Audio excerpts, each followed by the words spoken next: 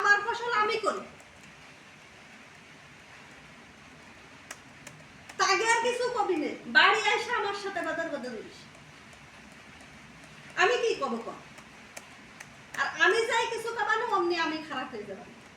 তুই তো শহরে গালাগালি করতে পারিস, শাউরিরে গালাগালি করতে পারিস, আর ওকে কিছু করতে পারিস না। শাউরিরা তো জানা তাইরে সামনের পরে করতে পারিস, শহরে জানা তাইরে করতে পারিস। তো সে মেন্টুরে মিলনটা তুই করতে পারিস না যে ভাই ভালোভাবে কবি যে ভাই তোমার ফসল তোমার, আমার ফসল আমার। আমার যদি আমার ফসল করে, তোমাদের যদি তোমাদের ফসল করো, আমার ধ্যান দিতে তোমাদের ফসল করতে হবে না।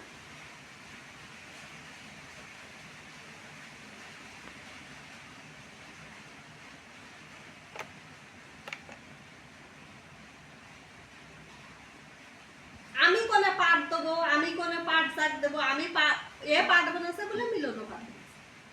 এবারে এ ধান লাগাবে, মিলনও ধান লাগাইছে।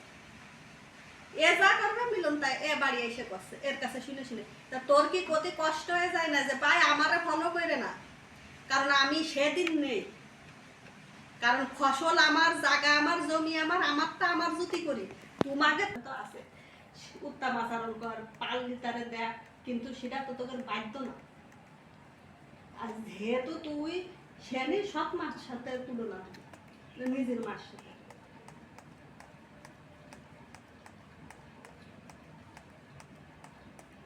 নবীজিরা তো পালে হালিমা তো দুধ খাওয়াইলো, তা কোরআনে আইছে কি নবীজির দুধ মাতা। হলি তো নেই যে নবীজির মা হালিমা, নবীজির মার নাম তো আমেনা। মা তো সেই হয় নবীজির মা আমেনা, দুধ মাতা হালিমা।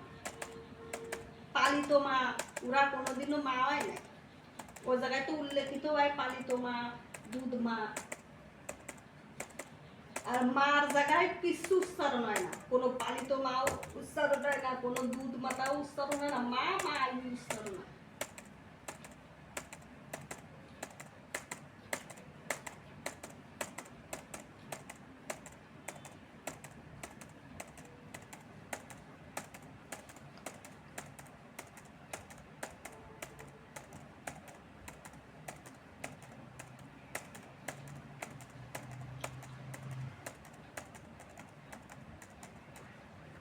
মাঝে